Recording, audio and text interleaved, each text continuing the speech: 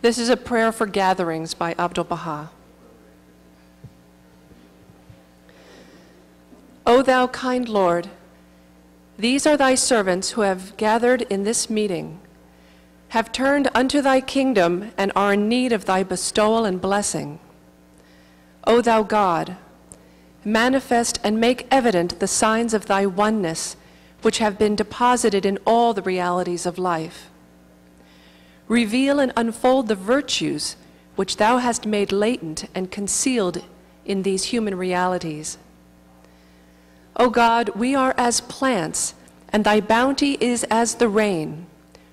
Refresh and cause these plants to grow through thy bestowal. We are thy servants. Free us from the fetters of material existence. We are ignorant, make us wise. We are dead, make us alive. We are material, endow us with spirit. We are deprived, make us the intimates of thy mysteries. We are needy, enrich and bless us from thy boundless treasury. O God, resuscitate us, give us sight, give us hearing. Familiarize us with the mysteries of life, so that the secrets of thy kingdom may become revealed to us in this world of existence, and we may confess thy oneness. Every bestowal emanates from thee, every benediction is thine. Thou art mighty, thou art powerful, thou art the giver, and thou art the ever bounteous.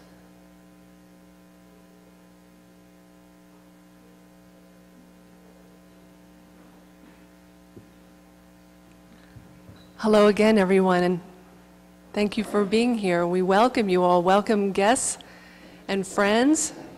Have a wonderful evening for you tonight.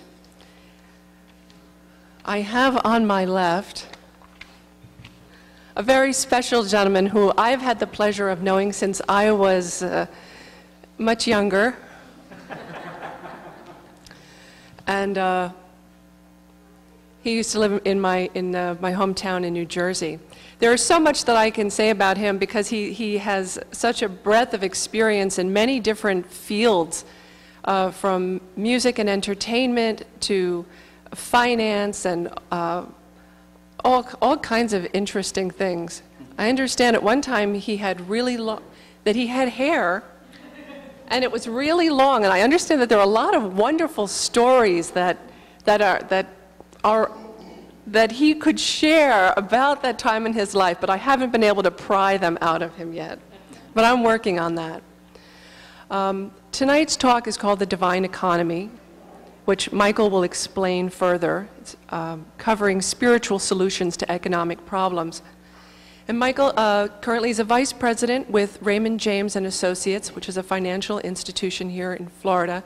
He comes from Grand Rapids, Michigan, and we've been fortunate that he stayed over a couple of extra days while down here on business to have this presentation with us.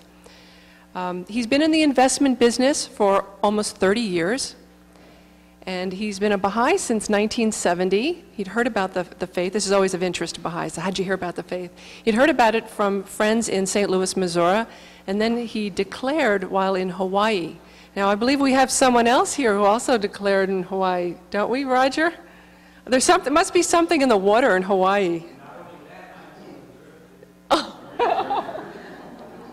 We're going to have to look into that. Michael has been an active member of the Baha'i Faith for many years, serving in many capacities. He's currently serving on his local spiritual assembly in Michigan in the capacity of treasurer. They must be in very safe hands there. And has served as a financial advisor to the National Spiritual Assembly of the Baha'is of the United States for over 20 years. So we are really looking forward to this talk. We are delighted to have him here. Please welcome our friend Michael Hampton. Okay, is this microphone on? We're all set? I'm going to come down here. Somebody said, oh, you must be the guest lecturer. I'm following Lisa, right? And my style, hopefully, is not lecturing, because that pretends like I'm supposed to know something.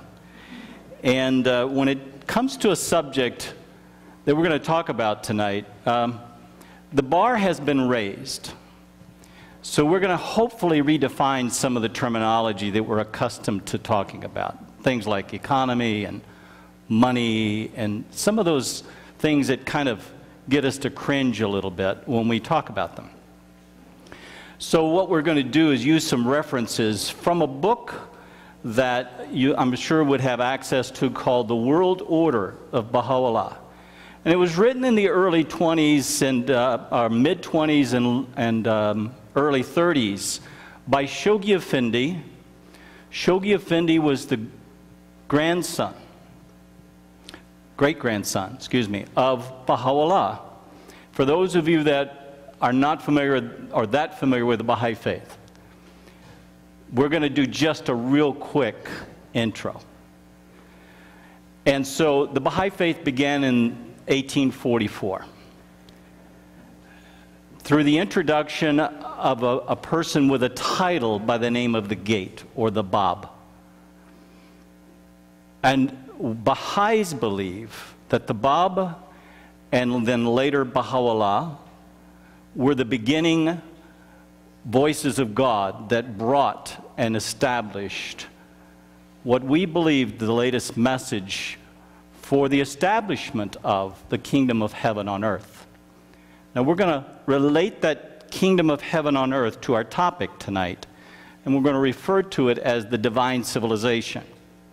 We're also going to call it the divine economy, once we've redefined economy.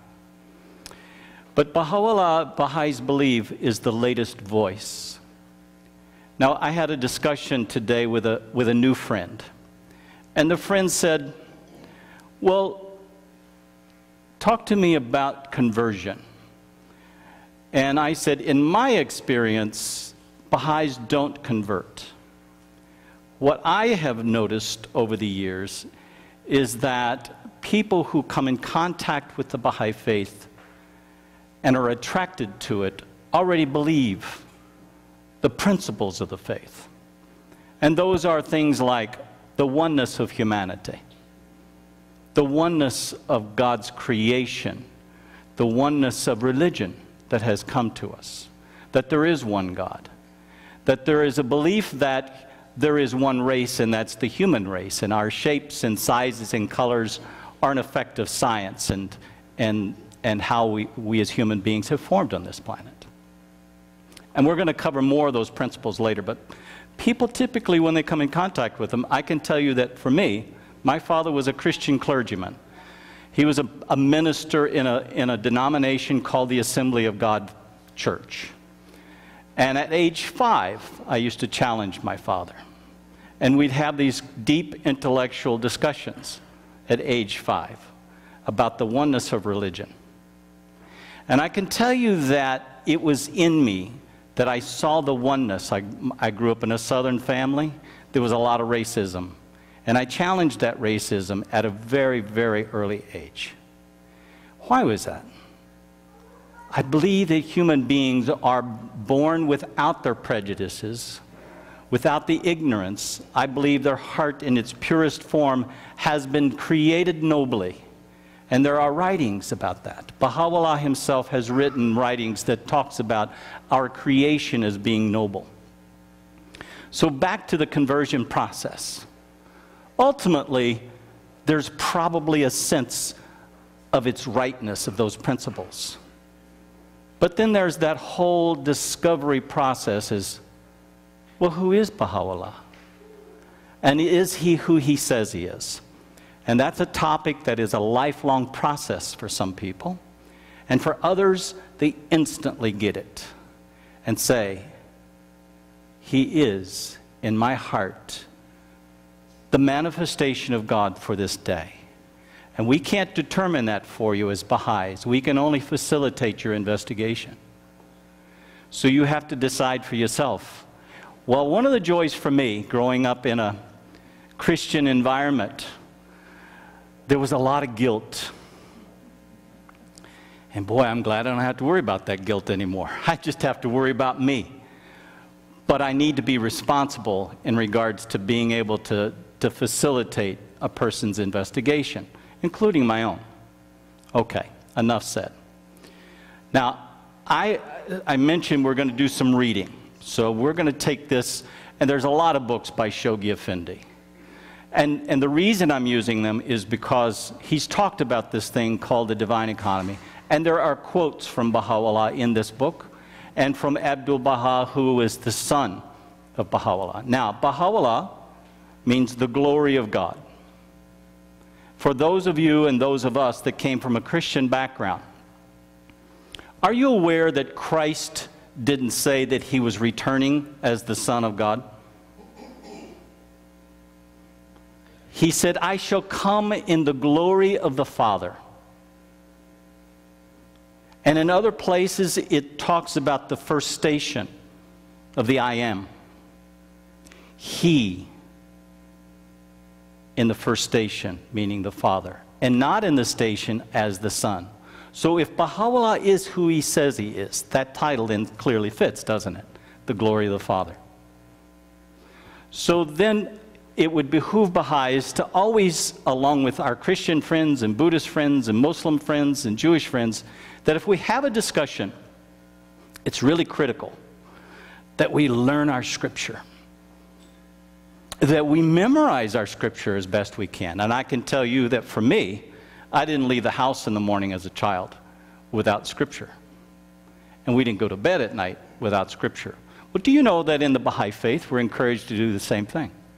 Study the scripture. And we're also encouraged to memorize. And so it's a very important thing. So if you want to improve at something, you would try and not only study it, but you'd get around those who are knowledgeable. So there's a place in the Bible that it says, blessed is the man that walketh not in the counsel of the ungodly, nor standeth in the seat of the scornful. For his delight is in the law of the Lord, and in his law doth he meditate day and night. And he shall be like a tree which is planted by the rivers of water, which bringeth forth its fruit in its season. Do you know Baha'u'llah has several passages in a very small book called the Hidden Words that is very identical to that. So if you want to be good at something, you've got to get around somebody who's good at it, right? If you were going to be a great athlete, you would want to compete and be around the best coaches and the best athletes in that field.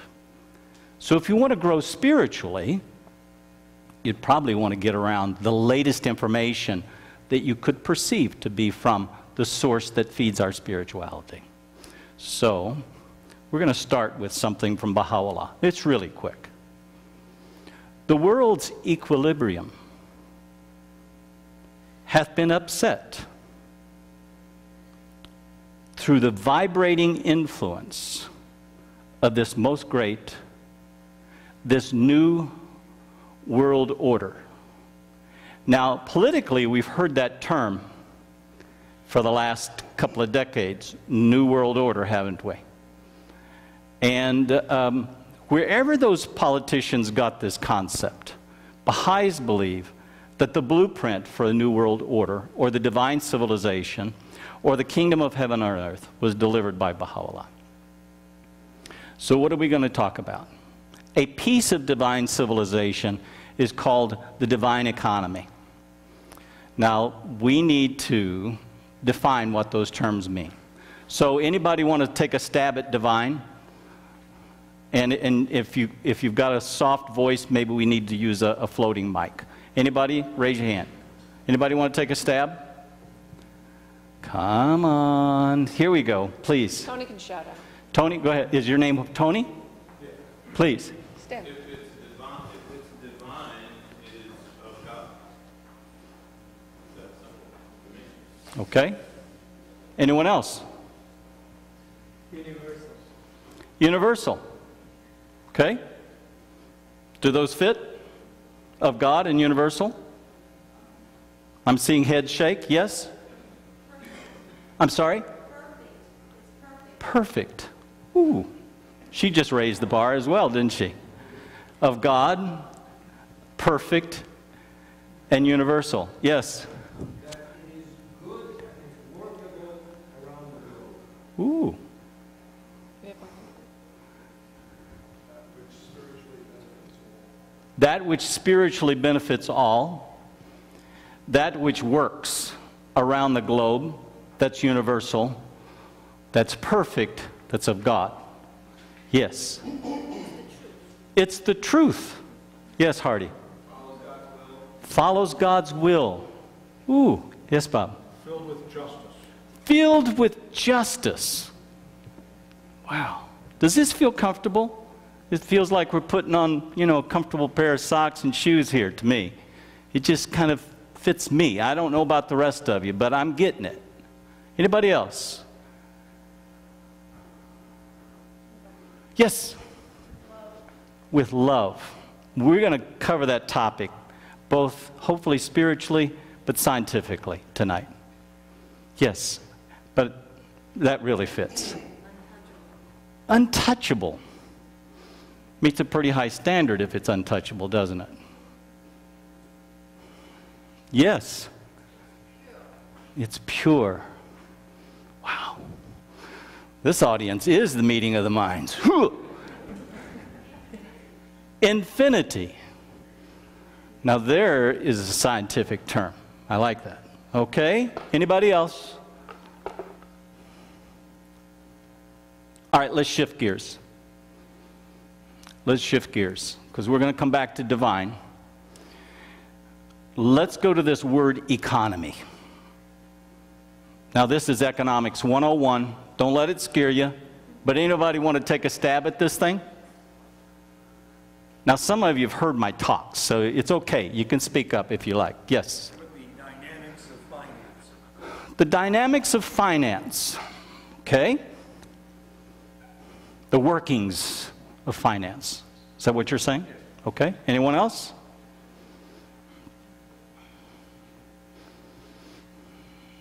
Anyone take economics in any sense of the word?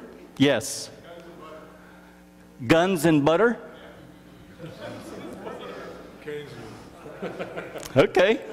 I know what he meant. I hope the rest of you get it. Yes.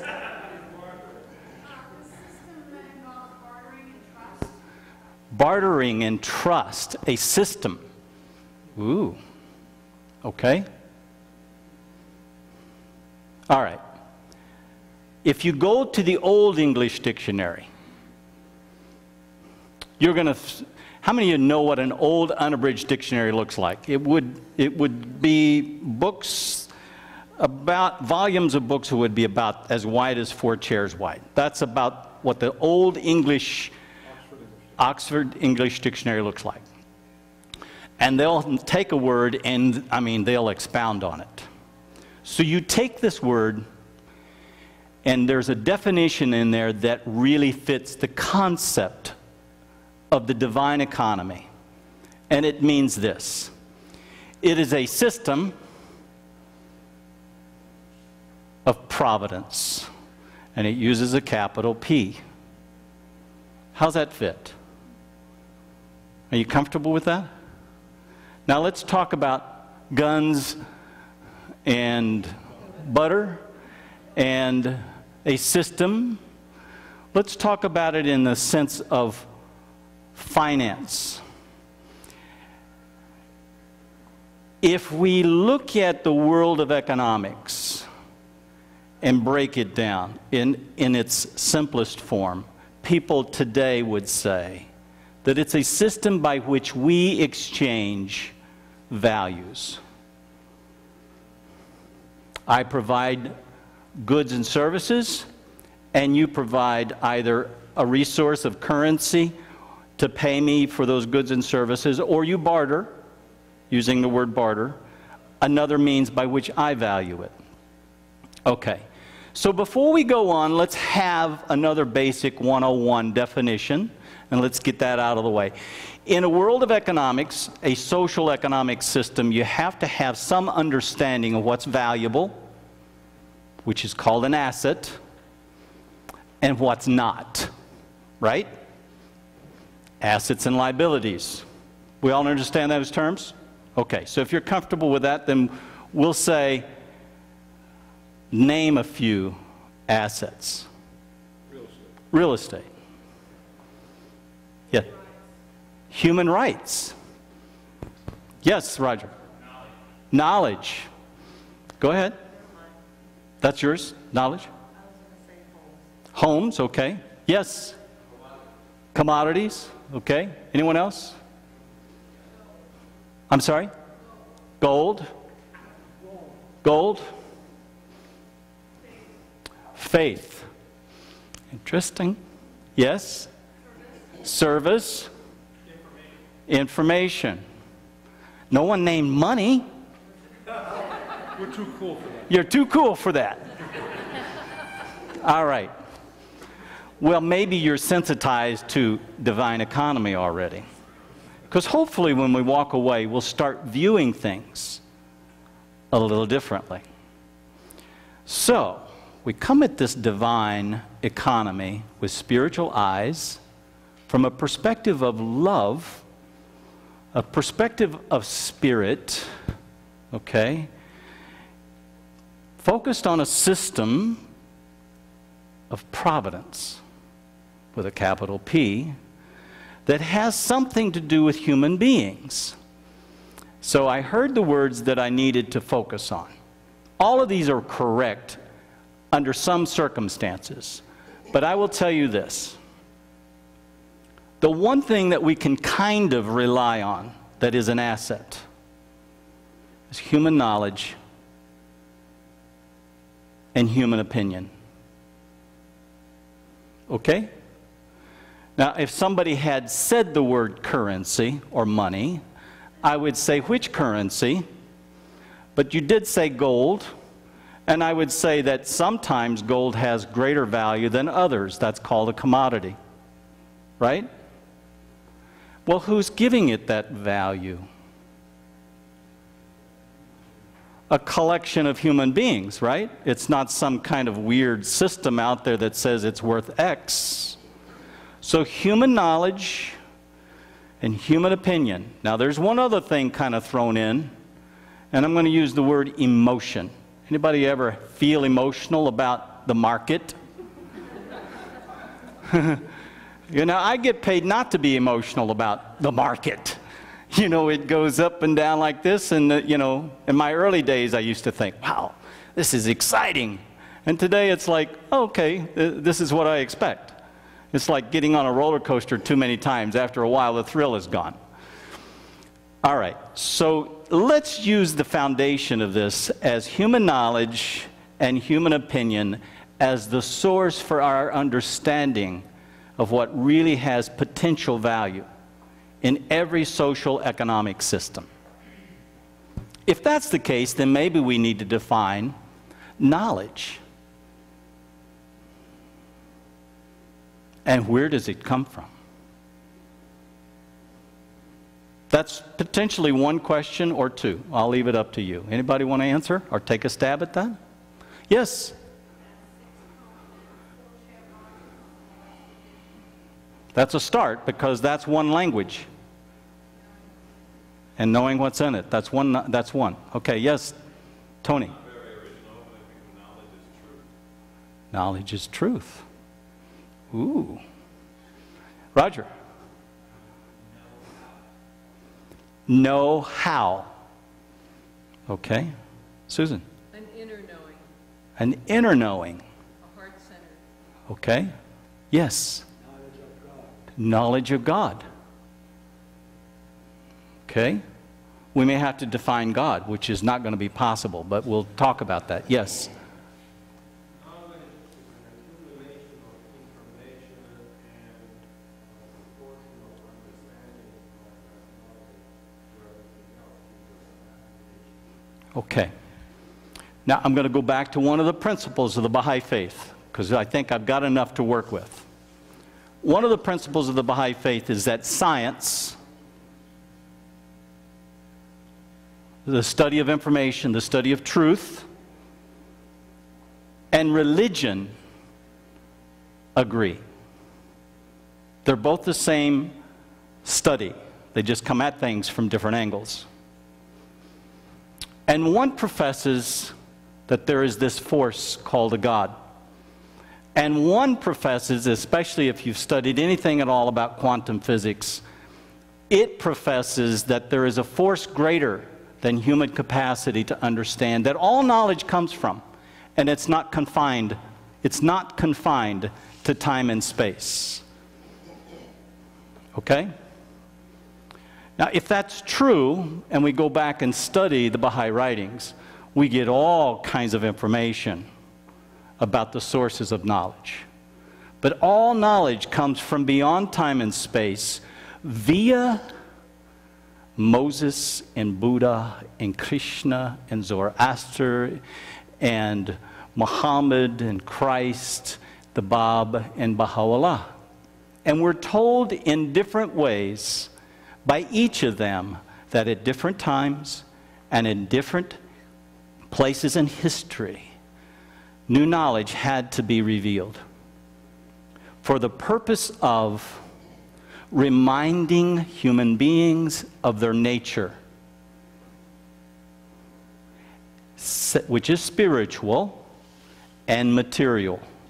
And secondly, they taught us how to apply that. We call that social law. And periodically, these messengers would come and change social law. But they all talked about, prior to Baha'u'llah's arrival, that there would come a time in which one of these messengers, the fifth Buddha, the 12th Imam, the reincarnation of Krishna, the Gaim, right? The return of Christ in the station of the Father, that they would come and establish the golden age, the kingdom of heaven on earth, or the divine civilization. Now, ladies and gentlemen, that's who Baha'u'llah says he is. He is that title of each of those faiths. He's the Messiah. Now, that's a major claim. And all I can say is, I don't live here, but I would facilitate it long distance. But look at all around you. There's a lot of people who would love to help as well. And they have these study courses to say, we'll answer your questions. But tonight we're just going to plant the appetizer out there and say, what about this thing, the kingdom of heaven on earth, and this piece of that section called the divine economy? What about that? Well, here it is. If you wanted to build the kingdom of heaven on earth, what would you include? Stable economy. Beauty. The end of poverty. The end of poverty. What holy scriptures out there of all the world's religions have not included something about the poor? Doesn't exist, does it? They all talk about the necessity to take care of the poor. So there's something involved in that. And we use that word poor in relationship to how somebody is capable of having the basic necessities of life. My contention from an economic standpoint is, if you want to build the potential of a human being, you must give them the tools. So universal compulsory education is one of those that you must include for every human being to have a shot. If they can't gather enough knowledge from those around them, but particularly if they can't gather enough knowledge through their own investigation, meaning the ability to read and write, then they're handicapped from the very start. You want to build something? Build a human being. Now, we said human beings are dual nature. There is this material side, which is what we oftentimes completely focus on. But then there's this abstract side that we refer to as the spirit. Now, what does that mean, spirit? Well, in a scientific term, it's something not confined to time and space. Now, if you love the concept of science, go out and get real up to date on what quantum physics is discovering. Because all of a sudden, the definition of God gets bigger because of science. Think about this. If Christ came to this planet to reveal and provide salvation for humanity, is this the only planet that God created that has the potential for life to know and love God? Or is it possible that this force greater than human beings on this planet is bigger than that? And is it possible that within our solar system there is other kinds of life that maybe don't have that ability, but then step out our solar system and go into our galaxy, and then step outside of that galaxy and go to the universe? Baha'u'llah says that creation is the beginning without a beginning. That makes God a lot bigger, doesn't it? It doesn't confine it to a fundamentalist approach of 12, 13,000 years, does it? It's constant. The beginning without a beginning and an end without an end. And Baha'u'llah says that now that you've asked me of life on other planets, he said, think about this, that for every grain of sand, you ever go to the beach? You live in Florida, surely you have. You pick up a handful of sand, can you count the grains of sand? It's a lot, isn't it? Well, think about on this planet, all the grains of sand. This is his analogy. There is a star. They, their planets. And they, their life. Now, how big is God getting just in that analogy to you? It's getting bigger, isn't it? How much more magnificent the beauty.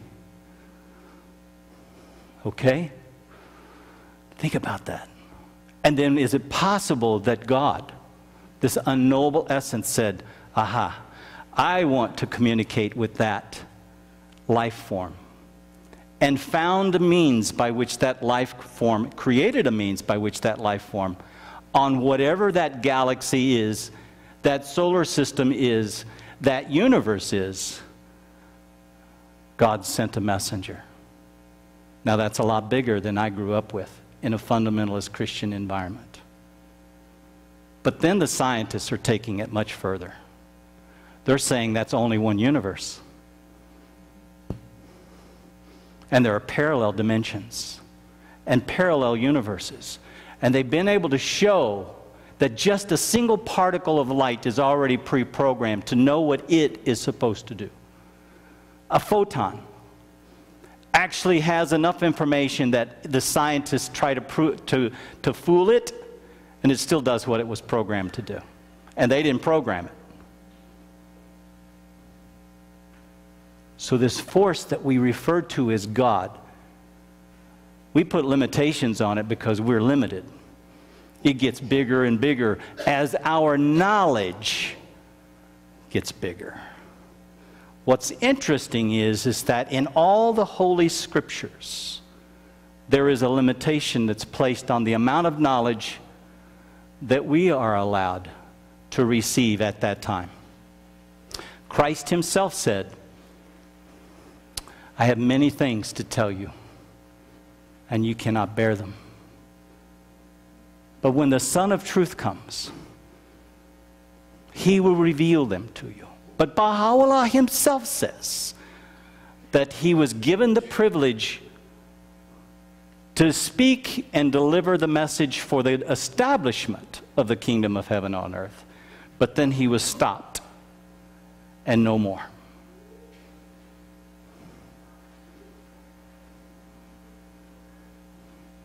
Hidden words, go back to that passage that's in the hidden words and you'll see that. Shoghi Effendi in this book describes that and interprets it very well so that you kind of know what that means. Isn't that interesting? Whew, this is deep stuff. Now here we are trying to get this supply and demand system going. And we've experimented with it for several thousand years, right? And we've put values on things, food, clothing, shelter. Baha'u'llah has raised the bar because he's redefined. He didn't create a technical economic system. He's just raised the bar for civilization because now we're mature as a society. We don't live in caves anymore. So he's given us the information to look at ourselves as a planet, as a single species of God's creation on a planet that has the ability to know and love this force. And then we can talk about divine civilization. Now, for the Baha'is, there are two significant books that kind of lay out the blueprint for this divine economy. But this is the blueprint. There's two books that we view as authoritative. One is called the Kitabi Aqdas, which is the most holy book. Okay, and it's a book of spiritual teachings and laws, but don't be mistaken, that's not all Baha'u'llah wrote.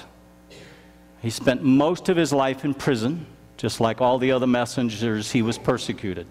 Spent most of his life in prison and exile, but he wrote hundreds of volumes on virtually all of the subjects, and where he said that it was necessary for humanity to apply relevancy to the day as time progressed, he created a system to do that. He didn't just kind of come, reveal, and leave us alone.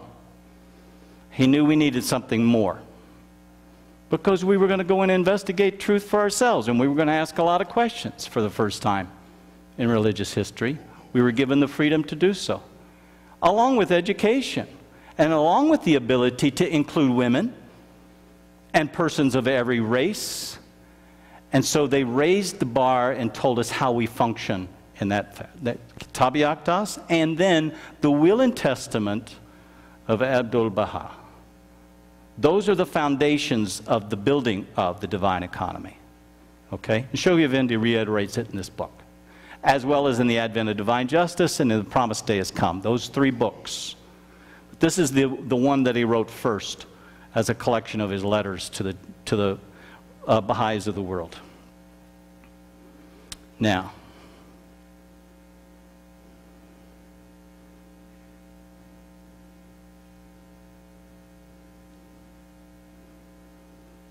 Shoghi Effendi reminds us in the concept of divine civilization that the foundations of that, it's on page 16, it's the Will and Testament and the Kitabi Aqdas.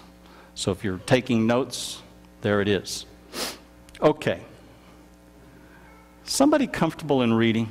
I know, Bob, you don't mind. I'll read if you want. I would. Do you mind?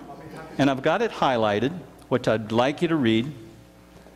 And it seems a little long, but it's not. I'd like you to just start and go to where I've ended the highlight. Okay? It's not long. Hi. Hello. Remember, I said we're going to go to the source, so here we go. Okay. For Baha'u'llah, we should readily recognize, has not only imbued mankind with a new and regenerating spirit, he has not merely enunciated certain universal principles or propounded a particular philosophy, however potent, sound, and universal they may be. In addition to these, he, as well as Abdu'l-Baha after him, has, unlike any dispensation of the past, clearly and specifically laid down a set of laws, established divine institutions, and provided for the essentials of a divine economy. These are destined to be a pattern for future society, a supreme instrument for the establishment of the most great peace, and the one agency for the unification of the world and the proclamation of the reign of righteousness and justice upon the earth. Not only have they revealed all the directions required for the practical realization of those ideals, which the prophets of God have visualized, and which from time immemorial have inflamed the imagination of seers and poets in every age. They have also, in unequivocal and emphatic language, appointed those twin institutions of the House of Justice and the Guardianship as their chosen successors, destined to apply the principles, promulgate the laws, protect the institutions, adapt loyally and intelligently the faith to the requirements of progressive society, and consummate the incorruptible inheritance which the founders of the faith have bequeathed to the world. Thank you. Okay, divine civilization, divine economy. They use the word justice, and for the first time in religious history, we have an authentic authoritative, specific guidance for succession. But not just succession, authoritative succession that potentially did not include the Holy Scripture. So therefore that can have an opportunity, that succession, to continue some sort of an authoritative guidance. So if we're going to have the kingdom of heaven on earth, and a subject comes up, and it's not specific, and we don't want to leave it to human doctrine and human interpretation. Because what's the result of that? We were speaking earlier this evening about this concept of human interpretation. I'll go back to my roots. There are over 20,000 denominations of Christianity in the world today. Some are as many as a handful of people in one denomination, and others are thousands. But guess what? That came from human interpretation. So was it necessary for Christ to return in the first place? Why would Christ say that I would come in the station of the Father? It's for the renewal process. And so every time they come, they get more specific because civilization is advanced. You follow that? Okay. And then here it used the word justice. Well, how on earth do we get justice without that human emotion? Because it can be interpreted improperly, like revenge. So there's some methodology that we're going to be given in establishing the kingdom of heaven on earth. But if we are spiritual in nature, we've always been given methodology to work on that spiritual concept, to know and love God, and to develop the purity and the kindness in our hearts. We do that through prayer and meditation. All religions have done that in some form, right? We do it with fasting, and we do it with service. Correct? I mean, we all take our professions to go out and serve God's creation. So, when the bar is raised a little bit, we say, okay, well, what else is out there?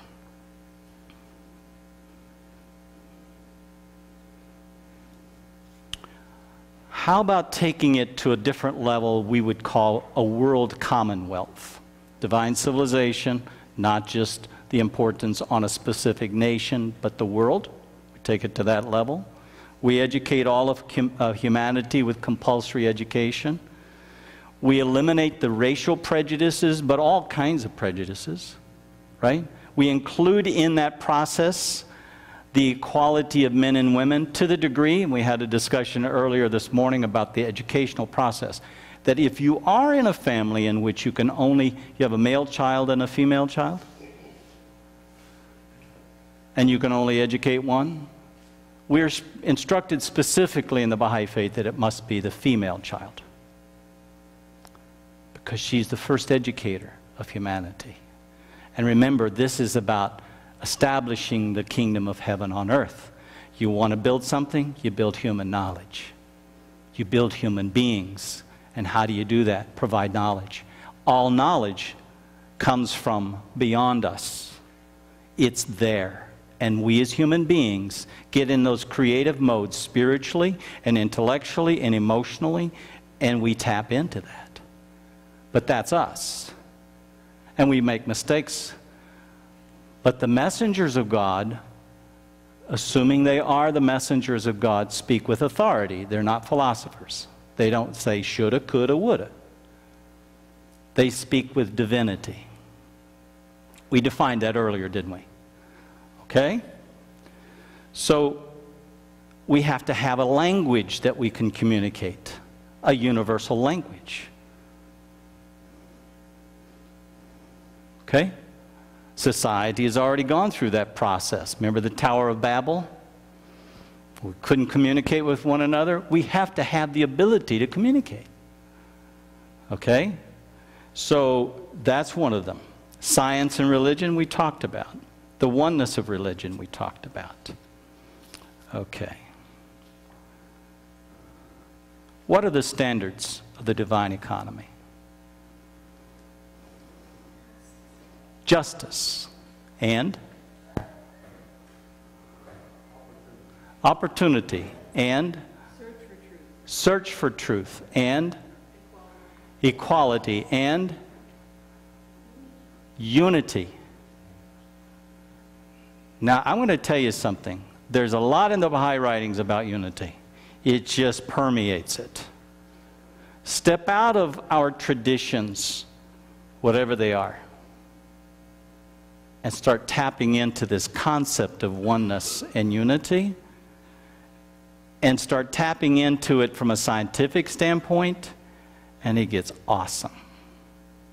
Because now you start thinking about the organism of creation and how we, as part of that, feel the vibrancy and the force and the energy that's being influenced by love. You mentioned that word, didn't you? In the Baha'i writings and in other scriptures, we've heard the word God is love. We've heard that love is light. Remember the scientific terminologies that we go on? But outside of time and space, and I'm not a scientist, but you step outside of time and space, and what do you get? Well, you don't have elements there, right? So you don't have things that are in motion, like vibrations, but you still have energy. And that love is there's this love, and there's that energy that creates the light, and then that light put forth in the veil of the time and space syndrome, all of a sudden we start experiencing that energy in the force of atoms, etc. We'll take that down to our relationship, and that love is manifest in us. Our ability to attract.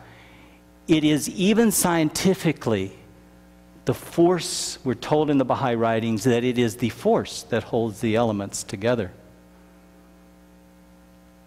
Gravity would be another word for that a scientist might use. It is the force that gives electricity its potential. Interesting, this thing called love. Okay? Now,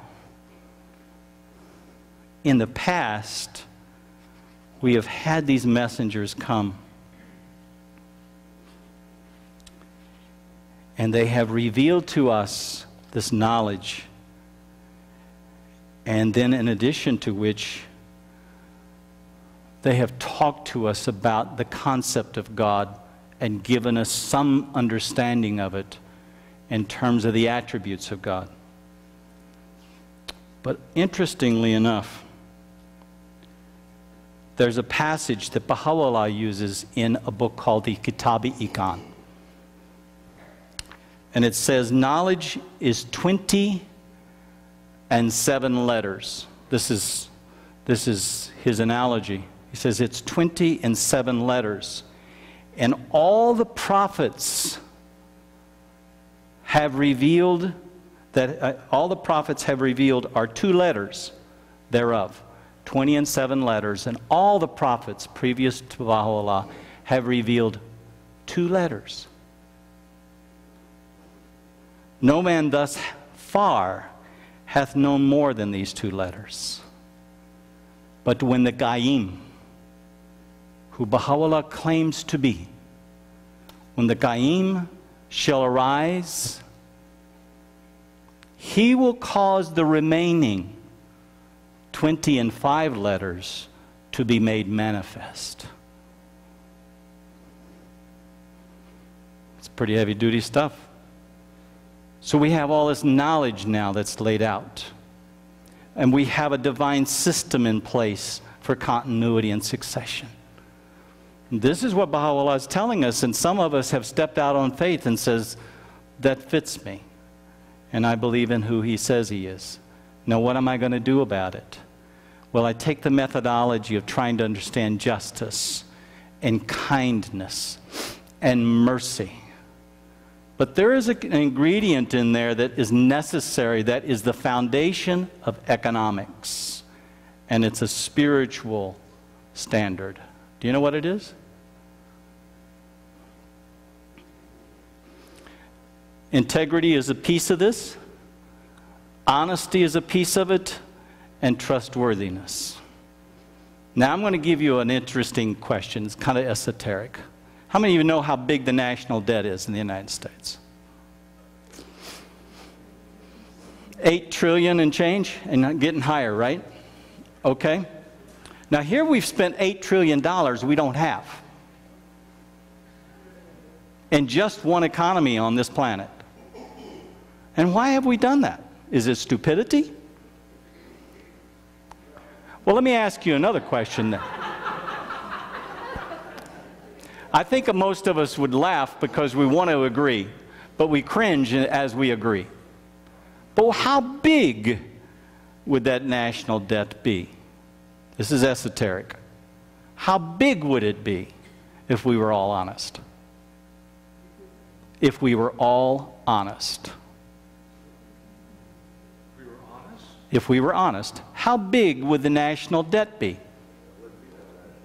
Hey, he says there'd be no national debt. I'd like to agree with him. How big would jails be?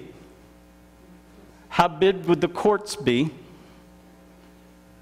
How big would the Food and Drug Administration be? The Environmental Protection Agency be? It might, but it sure wouldn't be huge, right? How big would the military have to be? Thank you. Who said that? You might not need it. Think about that. Whew. How much money would we spend to protect our borders? This is economics. We're spending money to protect ourselves from ourselves because we have not gotten one of these totally down, and that's honesty and trustworthiness. That's big, and yet it's not new. Baha'u'llah just reiterated it in a sense of world civilization. Have you read anything about honesty in the other world's religions? Of course you have. But it is a spiritual principle. Let me give you an idea. How many of you like to do business with dishonest people? Nobody raised their hand. Well, how good of a deal could you make with a dishonest person? You'd question every deal you made, wouldn't you, if you knew they were dishonest? Can you make a good deal with a dishonest person? Well, you would be losing sleep wondering, I wonder if they rip me off. This is a basic principle that deals with our nature of spirituality. And yet you take that as a community and apply it in a social economic system. And one dishonest person causes laws to be made that affect everyone else. All right. So here we are in this challenge of building the divine economy.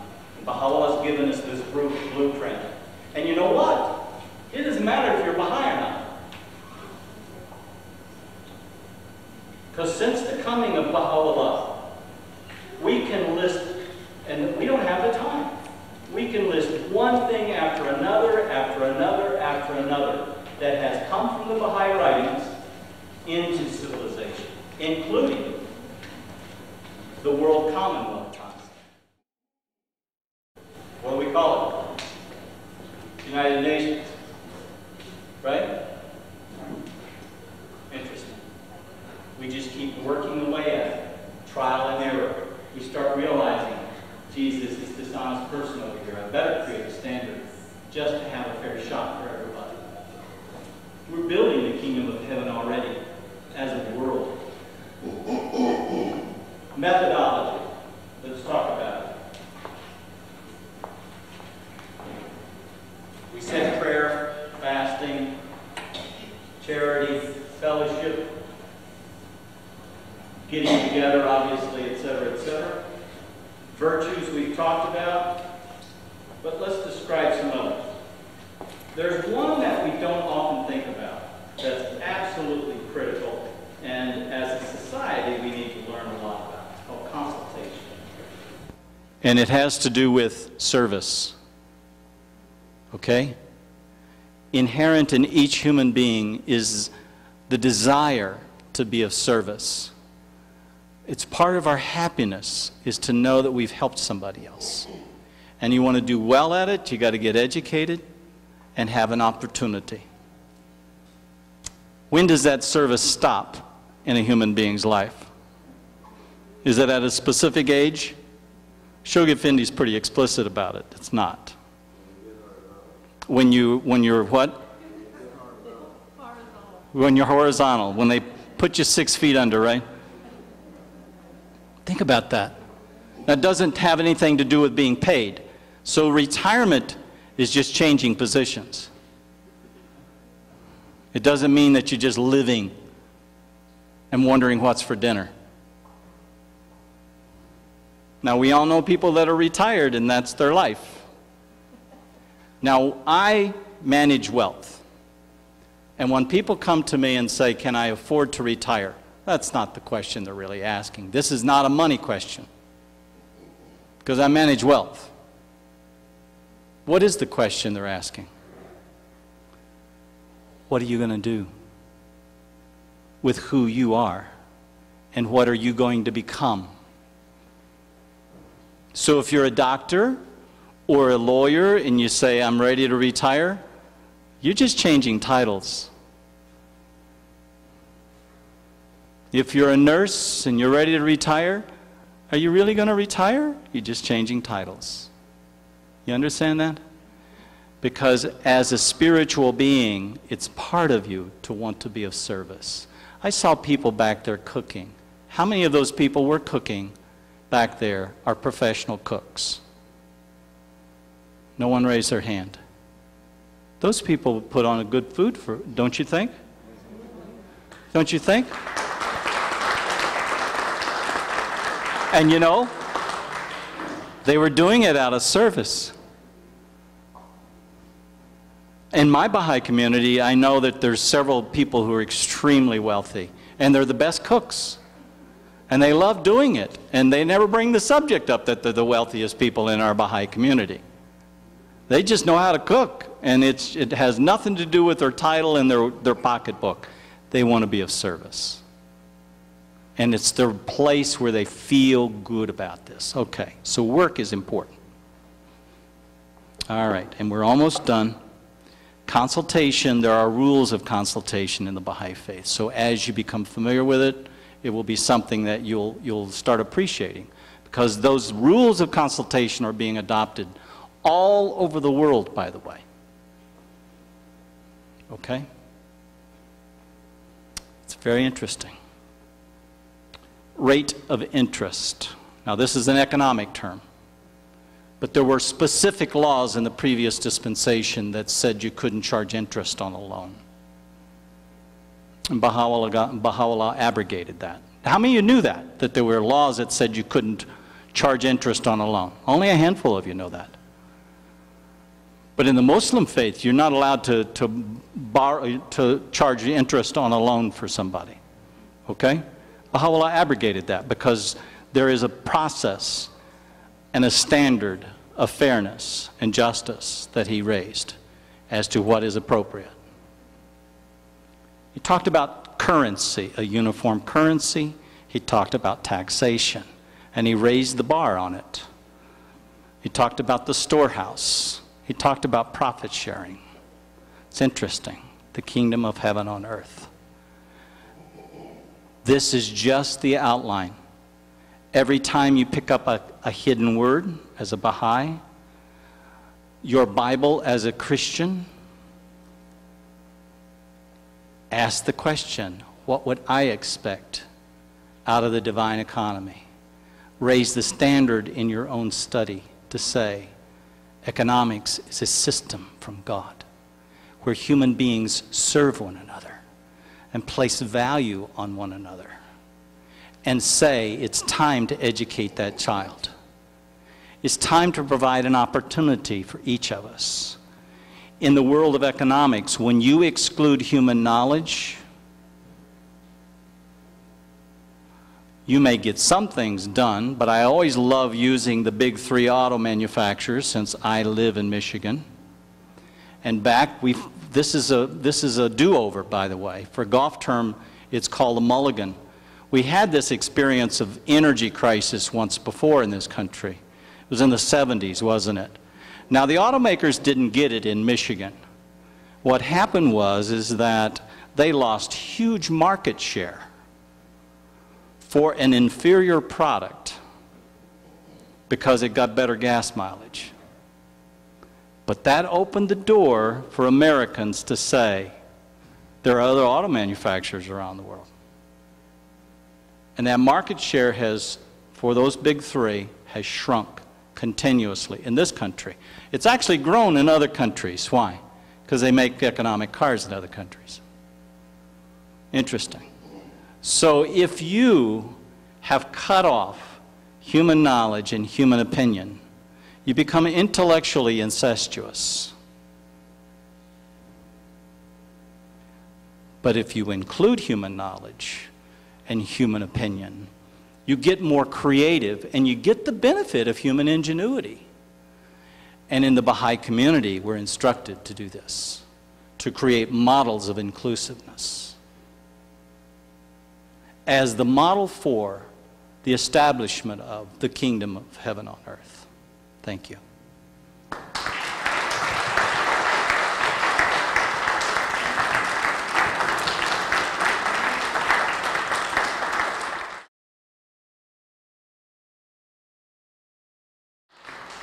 We're going to continue on with some questions and answers. Does anyone have any questions that they would like to ask? Any questions? Yes. Okay.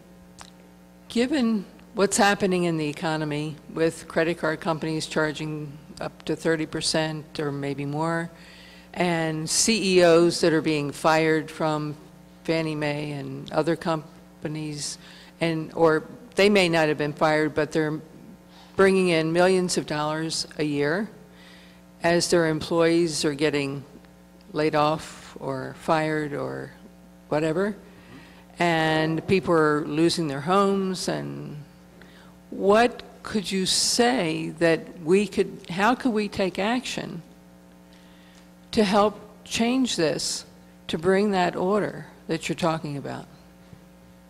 Well, first of all, we see some things in the Baha'i writings about fairness between labor and management. Another word they use is capital and labor, okay?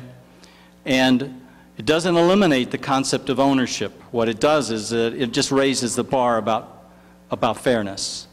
And one of the places that we find in Foundations of World Unity particularly, there's an example of the concept of profit sharing. And there is some standards about strikes and about unions and things of this nature, about the relationship between management and labor. Remember this concept called consultation? So out of consultation, if you were in management and somebody else was in labor and you were consulting on this concept of the greatest level of productivity, which is good for us, in a way that's fair. I'm not talking about working 24 hours a day, right? It's an issue of then saying, okay, what's fair? And that really requires conditional discussion, meaning that it's in a particular environment. And since you gave one, and I'm supposed to know something about Fannie Mae's and Ginnie Mae's and Freddie Mac's, etc., and the other specific you gave was extreme salaries versus, and sometimes it's 40 to 400 times what the average worker of the company is making. The executive is making 40 to 400 times their salaries, right? That's your question. Well, I believe in free enterprise, but I don't believe that's fair. I believe that I'm going to give you a basic salary, but once that basic salary is not being justified, then it needs to be readdressed. Now, if you're the owner of the company, you can do whatever you choose, but at some point, somebody, some customer, somebody's going to call you on the carpet. Publicly traded companies should have a more active shareholder involvement because they, in essence, are the owners. Now, the question is it fair for somebody to make $100 million a year running an international organization? And that's a relative term. And if they're running it into the ground, obviously we know they haven't deserved it. But what if they have brought value? It's awfully hard to justify to the person that's making minimum wage. But the shareholders have said it's okay. Now, if you're going to raise the bar in a divine economy, you got to do something a little nicer as it relates to those employees that have brought the money in. So Abdu'l-Baha spends a lot of time on this concept of profit sharing. And it's not just profit sharing and deferred compensation on a pension plan, okay? It's actually the shares of the company have been set aside to benefit the employees for the work that they've done.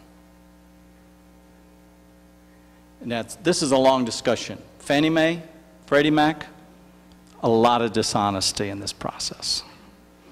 And it's all coming out. The subprime lending, all the incentives were in place for dishonesty to flourish. Huge commissions to give a loan to somebody who had no means of paying off a mortgage.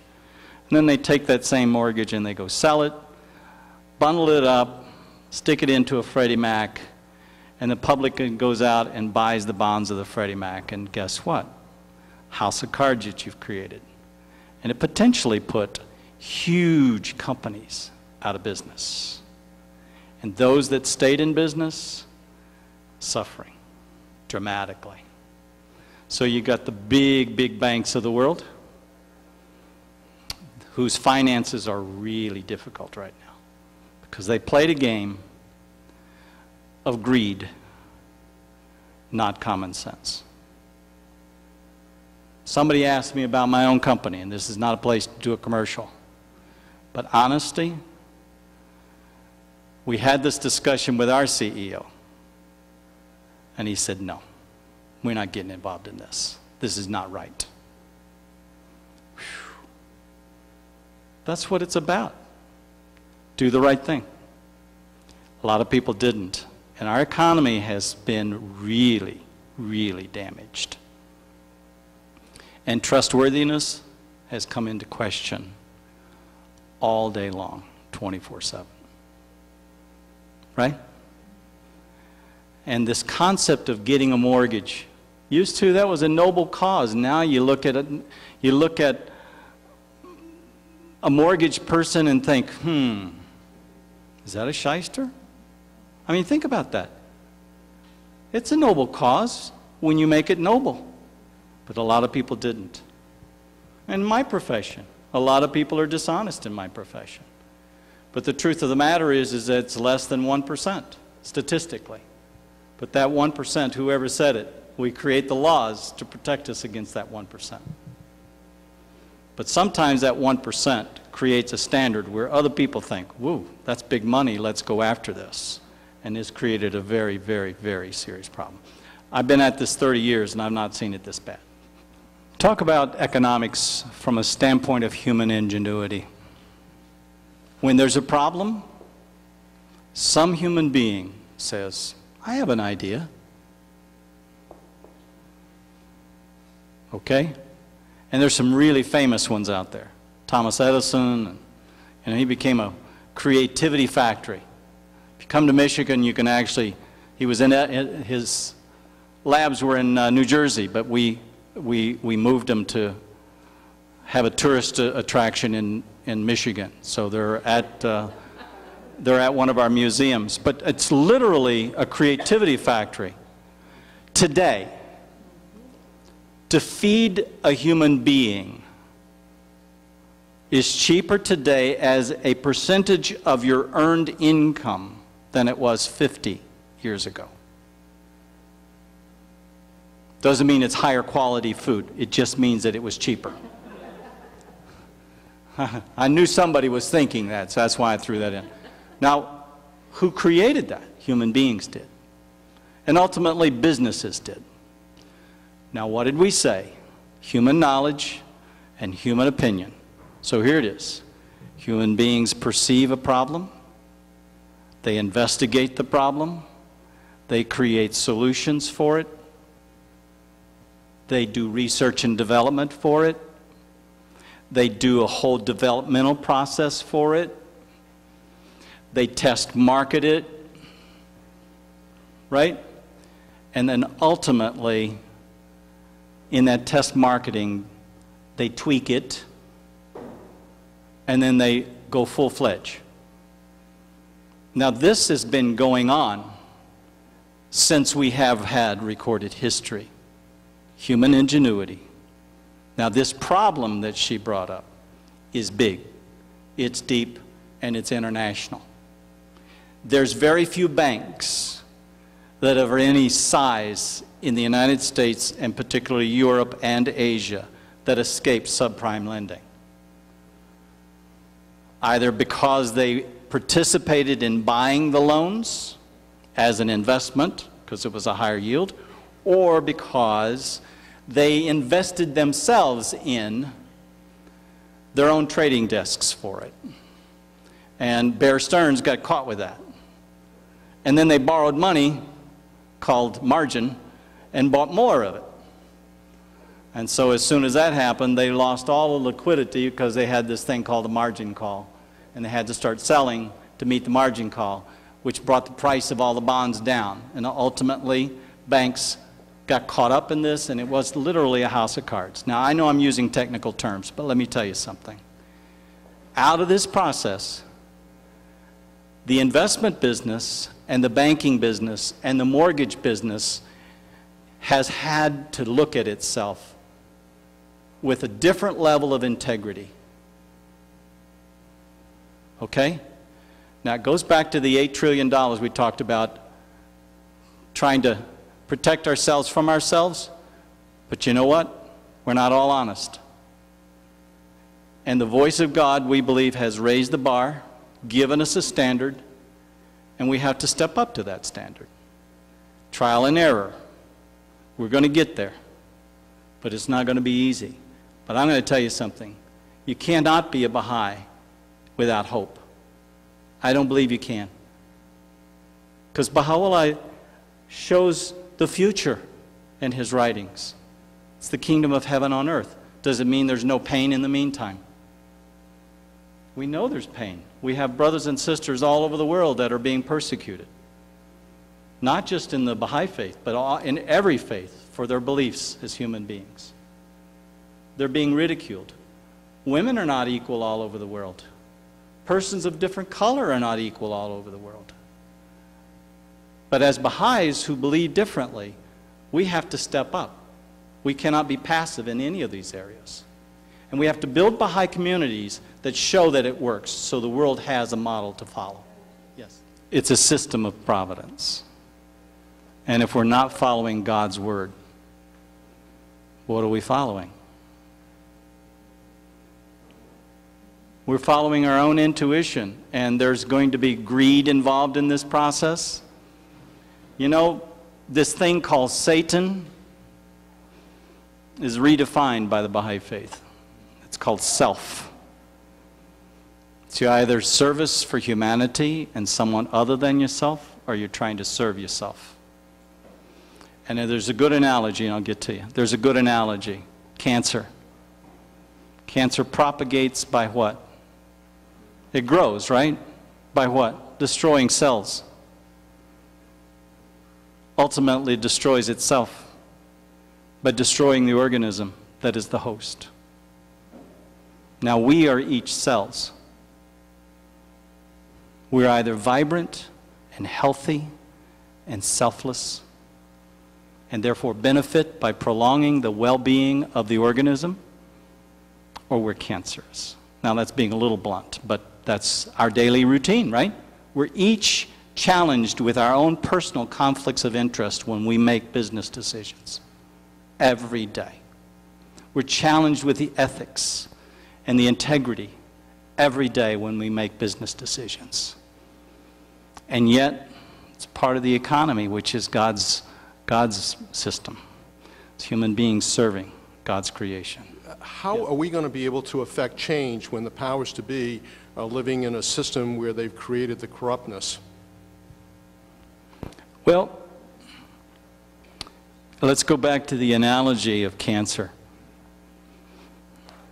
You show me a company that its mission is to do X, but its application is built upon dishonesty, and I'll show you a business that'll go out of business in a fairly short period of time. Now, companies that have lasted 100 or 200 years have done so with some level of integrity. They may make mistakes. They may have created a problem. But at some point, they have a process in place that tries to step up with some level of responsibility to fix it. And in this world, there's enough volatility in the market that you're not safe just because you're big. Bear Stearns was big. And if you don't know how big, go back and look. They were huge. And they went out of business really fast because of lots of high levels of dishonesty. So my personal belief, this is me, is that you will see dishonesty manifested not just in a human being, but in the organizations they're part of, that they're influencing. Just now we do, but just the opposite. You show me a human being in an organization that's full of integrity, who steps up for that integrity. They may be ridiculed, but at some point, they change their environment. Now, the ones that are called on the carpet because they're whistleblowers, or they're called on the carpet because, you know, they're going against what they perceive to be a lack of integrity, those are tough situations. But I think human beings, go back to love, I think human beings are attracted. They're this magnet, this force, they're attracted to integrity. How many of you here would hire a dishonest person to take care of your children? Now, maybe we don't have that same standard at work, but at home we do, right? How many of you here would hire a drug addict to take care of your children? I don't see any hands. Now, how many of boardrooms of Fortune 500 companies know for a fact that every employee is honest and is drug-free? Are they hypocrites? I think so. I'm being hard, but I think so. But think about it another way. You want to influence something? Raise the bar. Here's how it works. Economics. The drug problem, this is my belief, should not have to be a legal issue. It's a moral issue. It's a productivity issue. It's a spiritual issue. It's a psychology issue. And it's a medical issue. But it doesn't have to be a legal issue. So if you were the chairman of Coca-Cola, and you said everyone in Coca-Cola, whether you're an employee, a supplier, or a contractor,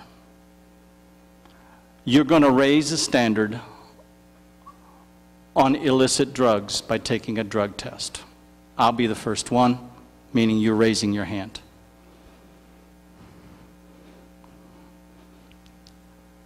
You put out a full-page ad. This is economics, by the way. Put out a full-page ad and said, this is the standard at Coca-Cola. Now, some people will stop drinking Coca-Cola because they think you went too far. And others will switch from Pepsi to Coca-Cola. Why? Because you're serious. If you're an actor and you're doing a TV commercial, prove to me that you're drug-free. You see? You're not a hypocrite anymore. You're not hiring the drug addict to babysit your kids. We're all guilty of this, by the way. We're all guilty of this. We've all bent the rules a little bit. We've all tolerated it. We all think, I wasn't hurt that bad. Okay? We're talking about the kingdom of heaven on earth. All of a sudden, this is a different generation of kids coming up. And they're going to look at things differently. The millennium generation is very different. They ain't stupid. They're very smart. And when you show them God's word, they look at it, they're going to have a different standard than jaded lives of somebody my age. They're going to force me to step up because they're in my Baha'i community. They're going to call me on stuff. You see that? This is a model that's in process. It's a day-to-day decision. Remember, I said every day we're confronted with our decisions. Every day. And we are affected by our own conflicts of interest in the structures and organizations that we're involved in. Now, if you're in control, you got a bigger responsibility than if you're just an assembly line worker who's there to do their job at the best of their ability with the greatest of spirit and go home. And all you're worrying about is the quality control that's right there. You're only focused on that. I didn't answer it real well, but I'm just elucidating my belief. I know in my heart, after many years of business, I started my first business when I was 10. I know in my heart when I'm associated with honest people how I'm attracted to them, how I want to be around them, and how the fellowship of the godly is a challenge that Baha'u'llah gives us in the Holy Scriptures. It's in the Jewish faith, the Buddhist faith, the Hindu faith. You want to be good, you got to get around the good. Michael Jordan didn't get good as a basketball player by playing bad basketball around bad basketball players. The Olympic stars are facing the best in the world right now, aren't they? They didn't get there with bad coaches and bad challenges. They got there by being around the Michael Phelps. Everybody hear this? What's your standard for what products you use? Supply and demand. You know what? I believe that's a spiritual process. And sooner or later, people get it. Sooner or later, they get it. If that were not the case, why are SUVs sitting on lots and not being sold today? It's not because they're immoral. It's not because they were dishonest human beings working on an assembly line doing these. They had great intentions. This was their work. They brought those paychecks home, and they supplied food for their families. That's not a dishonest process. But somebody in there decided our mission is to sell these things. And maybe they should have provided greater leadership to not only do that, but to do it at better economic costs as it relates to energy. Okay? I mean, so here we are, supply and demand. Now we have an economy in which if you want to fix that, what's your waiting list for a hybrid, for example? My wife went out and bought a Toyota recently, and she was going to look at a hybrid, and it was 6 months before and she needed a car right then. She goes, oh boy, okay, I'll go and buy something else. Understand this? So this demand thing is, now when did Toyota start that? Does anybody know? How long ago did they start hybrid research? The hybrid research, knowing intentionally what they were going to do, they began the research 25 years ago. Now, we heard T. Boone Pickens talk about natural gas to drive cars. I lived in, the first place I heard of the Baha'i faith was not Michigan, it was in Japan. And I heard not only of the Baha'i faith in Japan, but I heard of natural gas running the taxi cabs and propane running the taxi cabs. Why? Because of pollution issues. Now this is in the late 60s. So where's the leadership? The issue here is that we as human beings have to ultimately step out on good faith somewhere in our relationships of business. But somewhere in there, we've also got to make it known what we want, or else they're going to sell you what they want you to buy.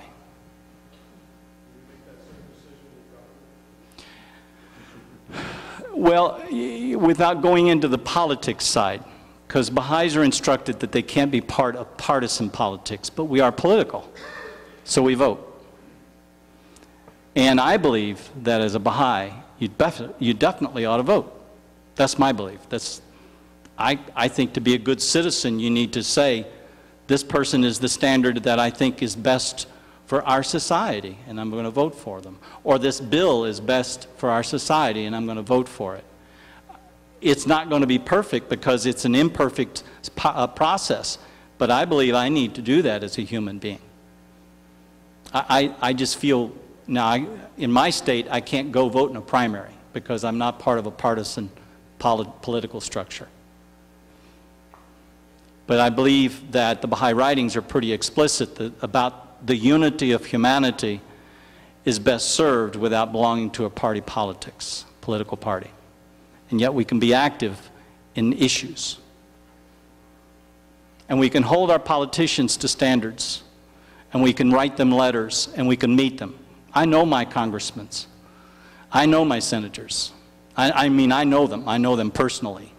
And when I see them, I'm not ashamed. I'll talk to them about the Baha'is in Iran, how they're being persecuted. But I do it face to face. I don't just write them letters.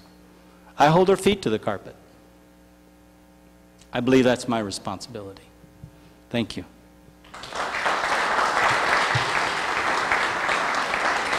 Michael Hampton, ladies and gentlemen. Thank you.